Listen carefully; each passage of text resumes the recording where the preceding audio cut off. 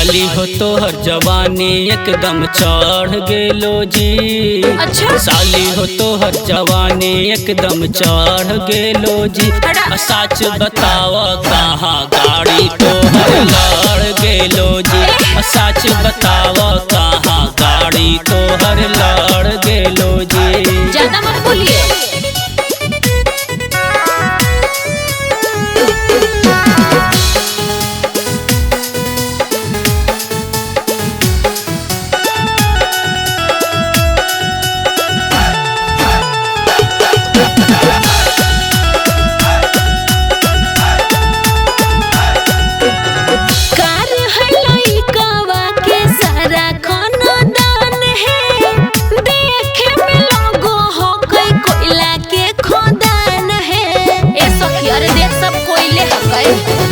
दूसरा के देखो हकै करो है मजाक रे। सब छोड़ के है सुर्प नखा जैसन नाक रे।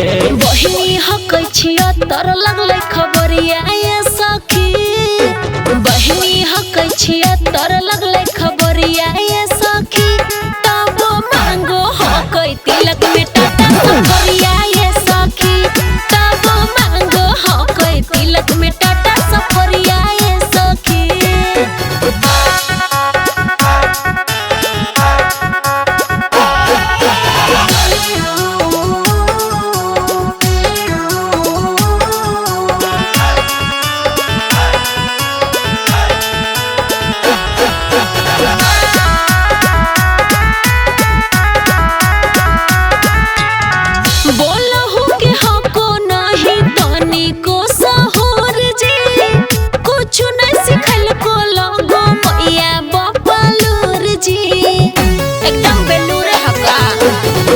अपने में बनो हको झूठो के हीरोनिया।